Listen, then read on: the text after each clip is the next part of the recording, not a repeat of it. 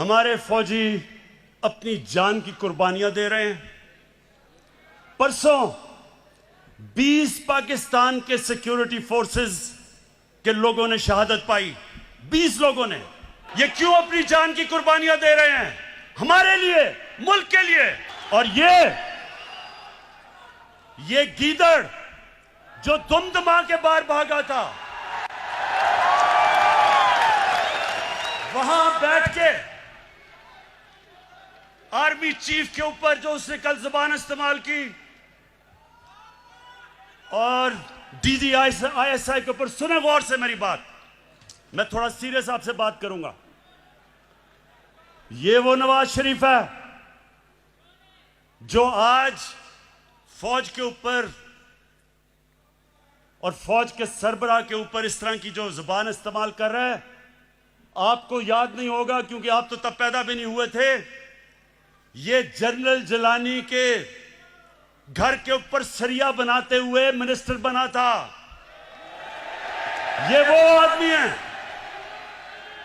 जो ज़ियाउल हक के जूते पॉलिश करते करते चीफ मिनिस्टर बना था। ये वो आदमी है जिसने जनरल दुरानी ISI के जब चीफ थे, पीपल्स पार्टी के खिलाफ जब इलेक्शन हुई तो मिरान बैंक से इसने करोड़ों रुपया लिया था इलेक्शन लड़ने के लिए। ये वो आदमी है जिसने आसिफ जरदारी को 2 दफा जेल में रखा था। जनरल बाजवा ने नहीं डाला था और उसको कहता था पाकिस्तान का करप्ट तरीन आदमी है वो जरदारी।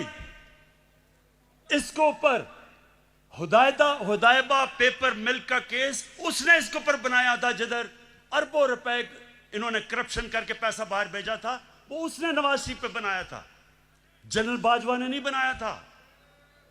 ये वो नवाज शरीफ है और जरदारी, चुप करके सुने, चुप करें जरा, सुने मेरी बात।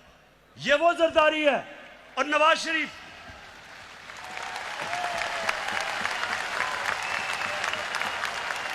इसने इसके ऊपर, इन दोनों के ऊपर एक किताब निकली थी, उसका नाम था कैपिटलिज्म्स अकिलीज हील। रेमंड बेकर ने किताब लिखी थी।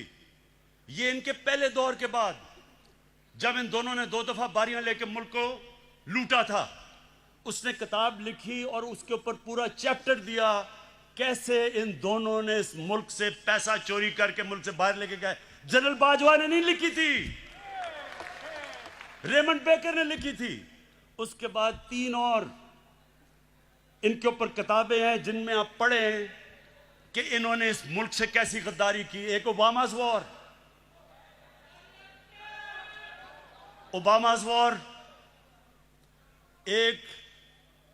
एक है सूस्किन, उसने किताब लिखी the way of the world. उसमें वो क्या किताब में कह रहा है कि बिलावल को उनकी वालदा टेलीफोन करके CIA ने उसका टेलीफोन टैप किया, बैंक अकाउंट्स बता रहे थे कि किन किन बैंकों में पैसे पड़े हैं तुम्हारे बारे।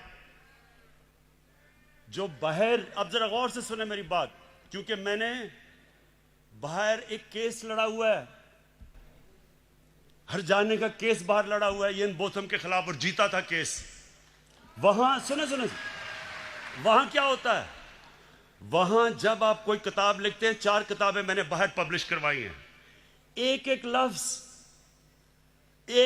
लफ्ज उस किताब में आप लिख नहीं सकते। वकील बैठता है और देखता है कि क्या आप साबित कर सकते हैं चीजें, नहीं तो आप कोई किताब नहीं बाहर लिख सकते क्योंकि इतने सख्त कानून है वहां।